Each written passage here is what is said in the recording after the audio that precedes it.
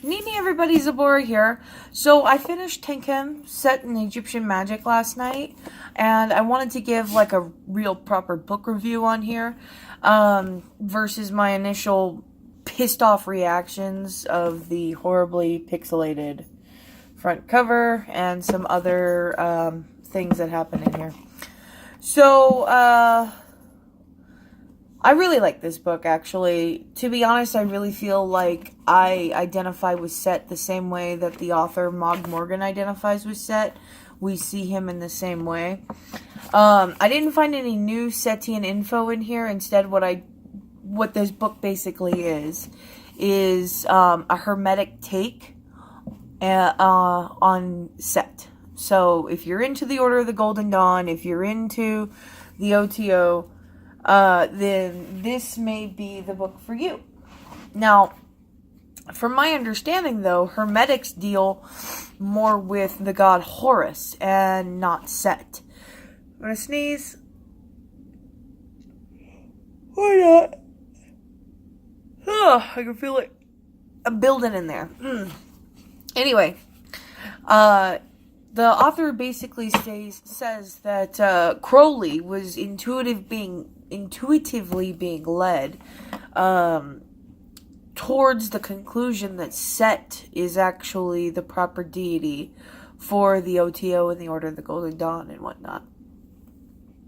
It's just that Crowley died before he could come to that conclusion, and instead Horu was picked up, and the author basically says like he doesn't really understand the fascination with Horus, because Seth obviously fits so much more in with the Hermetic order.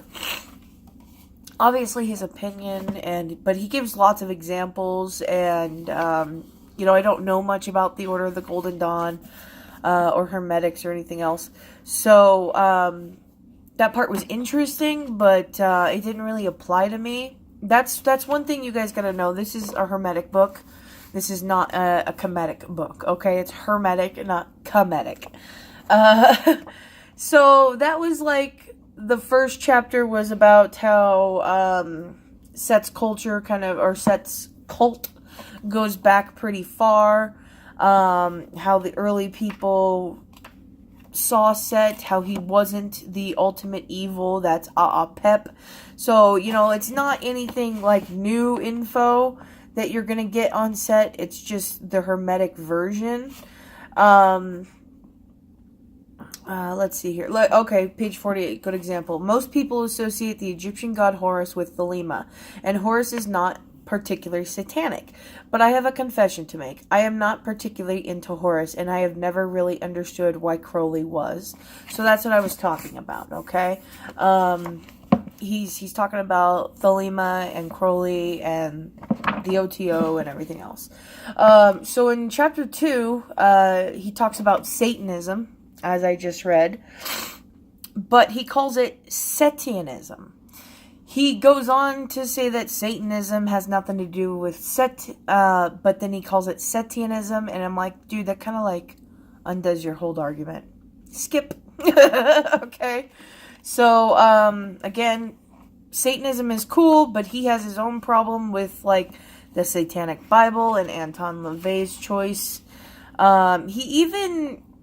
He does something that kind of pisses me off when it comes to Satanists, because I know a few Satanists, and they're cool people. They're always very well educated.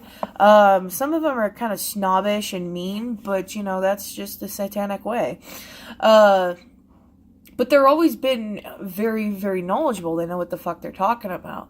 And he says in one of the sentences down here, if you want to be a Satanist, you're always going to find yourself in, like, bad company. And I did not know if he meant, like, being accused of foul things, like the Satanic Panic of the 80s, or if he actually thinks Satanists are bad people or something. It was just, I didn't think he thought that, but it was just a weird way to write that. I just thought that was a weird thing to say. Now, the Egyptian part that I really, really did like about this was actually the temple layout of Seti the First, and he actually did a few astral projections in here about what he believes, why he believes the temple of Seti to be so important. He actually has a huge, like this much of this here is quotes, okay? And you can tell by the different typesetting of the book, it changed from this style to this style.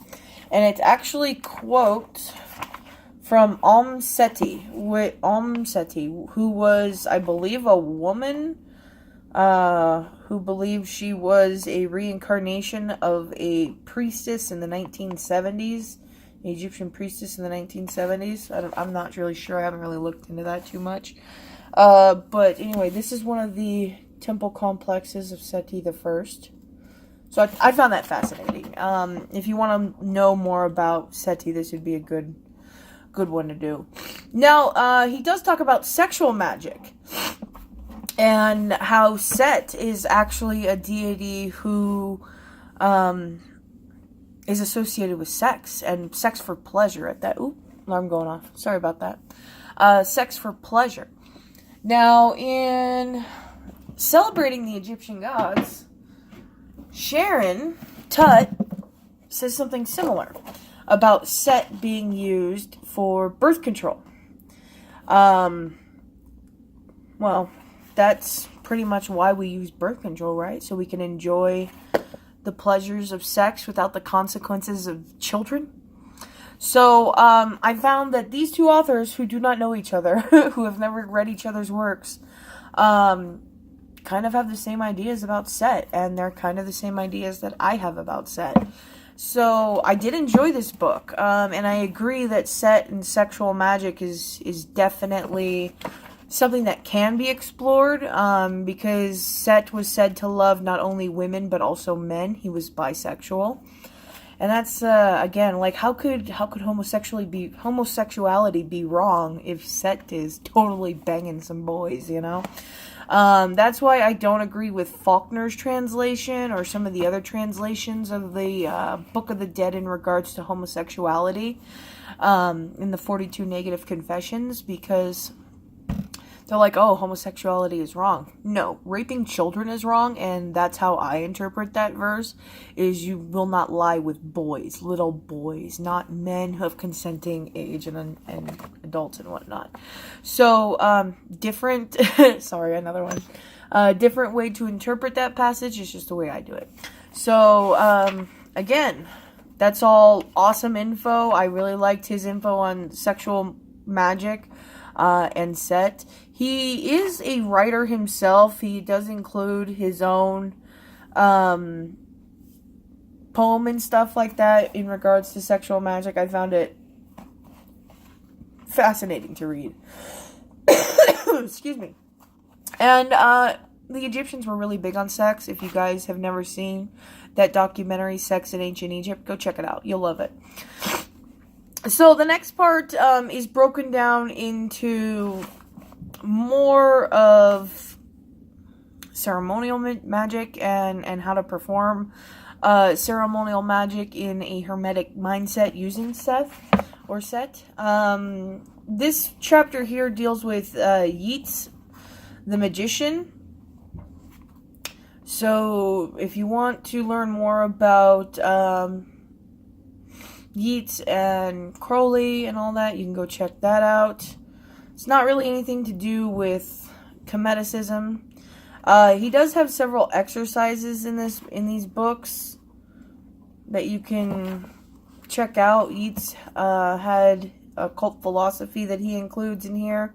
He includes phases of the moon, tarot, how to use them, okay, to create magic. Now this here, if you guys are following along with my own series, you will recognize this. And of course, Liloken, being the occult philosopher and ceremonial magician, probably knows exactly what this is and recognizes all these symbols. But we're going to go through them, okay, guys? So this here, this could be your petition paper in a hoodoo sense, all right? And then you have your symbols of power and transformation. You have your earth, your air, your fire, your water. You have your phases of your moon and what they mean. You have the dark moon, the full moon, waxing and waning moons. And, yeah. So, that's just more Western magic, if you're into that. I'm not.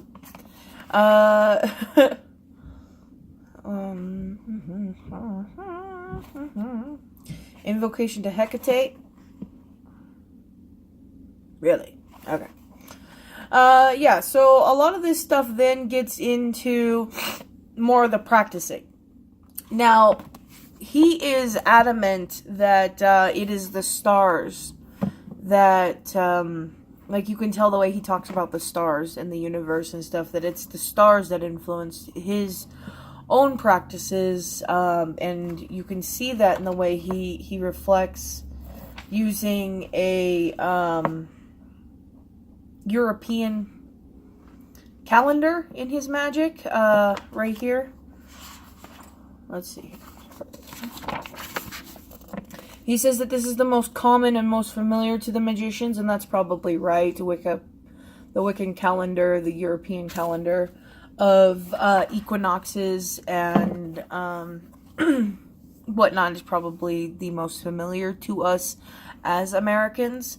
So he goes on to like basically give info on how to do the lesser banishing ritual, the pentagram, to do a closing rite, and all that. That's not my magic. I'm not interested in that. If you guys want to learn his magic, I believe he calls it the Guardian of the Dragon. Go check it out. But yeah, this is the book review of Tankhem, Seth, and Egyptian Magic. As a Kemetic, again, I don't recommend this book because there's no new info about Seth. But if you're looking as a Hermetic or Thelema or someone of the OTO or whatever, and you're looking to work with Seth versus Horus, then this would be the book for you. I really liked this author. I was really pissed off about some of the images. I really was, especially after I contacted him. I was like, dude, what the fuck? What the hell? Why include stuff we can't read? And he's like, well, you're not really actually supposed to read it. I do talk about it in the text. But I'm like, no, you don't include something in a book that no one is going to be able to read. That's some horse shit.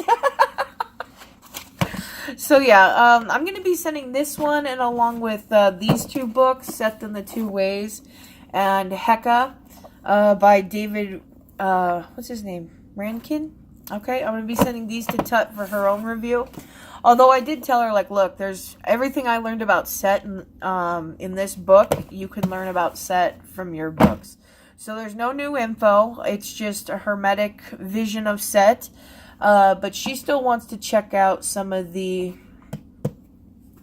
Egyptian info and whatnot. So I was like, cool, no problem. The other thing, well, I guess this is getting kind of long, but the other thing is, Yolanda, I know you want feathers, and I actually have a few that I'm going to be sending you. I've just been collecting a few more.